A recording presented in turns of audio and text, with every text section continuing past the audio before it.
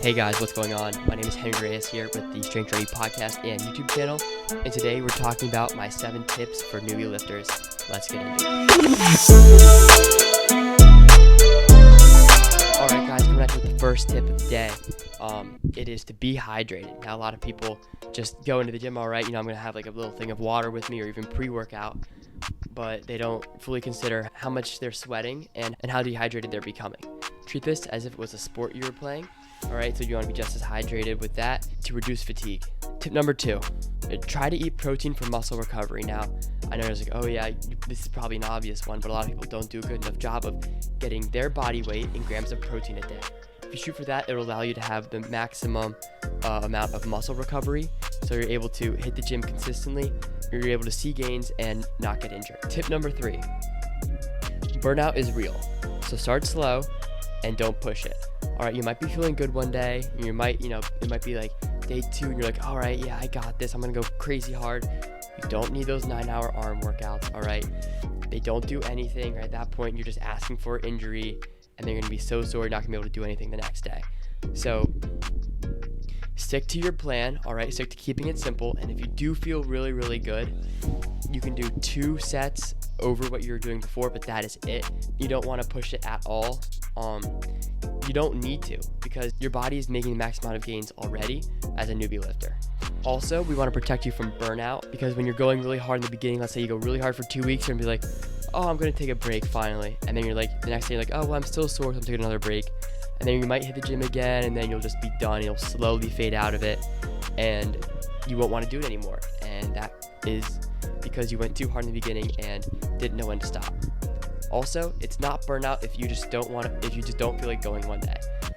Alright, because I have days where I don't feel like going. Yesterday I didn't want to go, but I still went. Everyone has those days, you're not going to feel motivated all the time.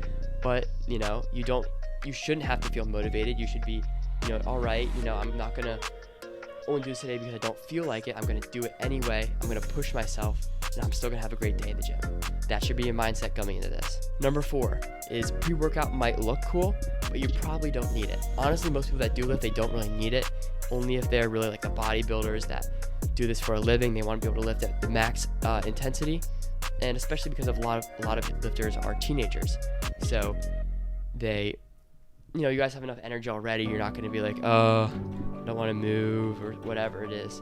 You're just pretty much putting chemicals into your body for not much more result, or really not any extra results or benefits.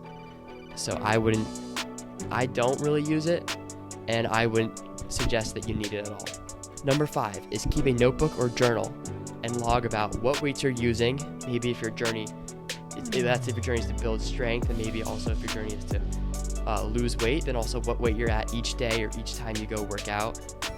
And then also it'll help you, one, remember, okay, well, on a day, alright, I have squats and I'm using, alright, 95 pounds, okay. Like, you didn't have to work your way up to it and be like, okay, this is the weight, because I have to do that sometimes. I'm an idiot. I don't bring a journal with me, and I need to start doing that for that reason, and so that I know each time I bump up in weight and I can see the date, and it's kind of like, oh wow, and I write down in my journal, and I can imagine it feels really good. Keeping a journal allows you to track your progress and keep track of where you are, what weights you're using, so I highly recommend it. And you can just use a simple, a day-to-day calendar journal, and you can just write down little things. I'm definitely going to start doing that, and I think you should too. Number 6 is take progress pics.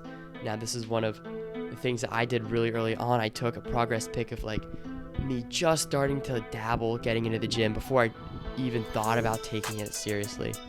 I just started doing things here and there, and then now look at me, and it's just crazy. I wish I took more pics along the way.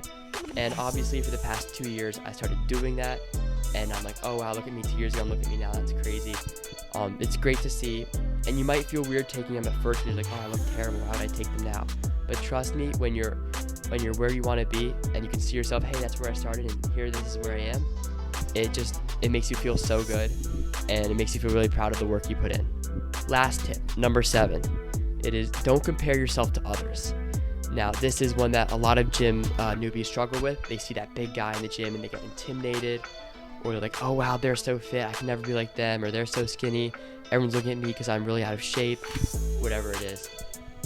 And you can't be intimidated by these people, and you can't be intimidated by what's going on in your mind, because in reality, they probably started out exactly where you were, right? The guy that's huge wasn't motivated to go to the gym first because he was perfect and because he already had enough muscle.